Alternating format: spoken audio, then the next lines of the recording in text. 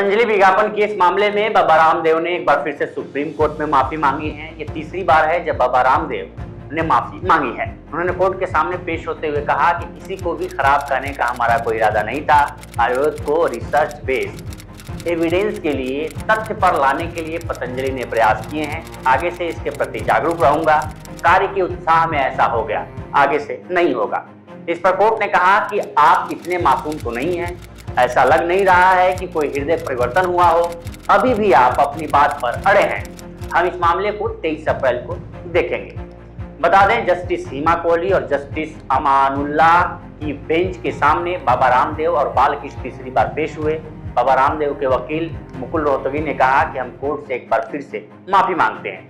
हमें पछतावा है। हम जनता में माफी मांगने को तैयार हैं। इस पर कोर्ट ने कहा कि हम बाबा रामदेव को सुनना चाहते हैं। जस्टिस सीमा कोहली ने कहा कि आपने योग के लिए बहुत कुछ किया है, आपका सम्मान है, लेकिन ये जो स्टेटमेंट दिए हैं उसका क्या? इस पर रामदेव ने कहा कि जज साहिबा महोदया, अनकंडीशनली जो भी हमसे हुई हम माफी मांगते हैं। इस पर फिर जस्टिस सीमा कोहली ने कहा कि आपने क्या सोचा कि आप प्रेस कॉन्फ्रेंस और प्रचार करेंगे? जिस चीज का आप प्रचार कर रहे हैं, हमारी संस्कृति में ऐसी कई चीजें हैं। लोग सिर्फ एलोपैथी नहीं, घरेलू पद्धतियां भी इस्तेमाल कर रहे हैं, नानी के नुस्खे भी।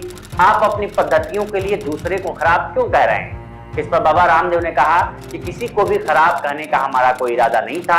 आयुर्वेद को रिसर्च बेस्ड एविडेंस के लिए, तथ्य पर लाने के लिए पतंजलि ने प्रयास किए हैं। आगे से इसके प्रति जागरूक रहूंगा। कार्य के उत्साह में ऐसा हो गया, आगे से नहीं होगा। इस पर कोर्ट ने कहा कि आप इतने मासूम तो नहीं लगते हैं। ऐसा लग नहीं रहा है कि कोई हृदय परिवर्तन हुआ हो। अभी भी आप अपनी बात पर अड़े हुए हैं। हम इस मामले को 23 अप्रैल को देखेंगे। बता दें, पतंजलि विज्ञापन केस मामले में बाबा रामदेव और बालकृष्ण की पहले ही 2 माफीनामे को सुप्रीम कोर्ट खारिज कर चुका है। अब तीसरे माफीनामे पर फिर से 23 अप्रैल को सुनवाई के लिए बोला है। ऐसे में देखना होगा कि कोर्ट पतंजलि केस में अपना क्या फैसला सुनाता है। फिलहाल इस खबर में इतना ही। बाकी देश दुनिया की तमाम खबरों के लिए बने रहिए लोकमत हिंदी के साथ। नमस्कार।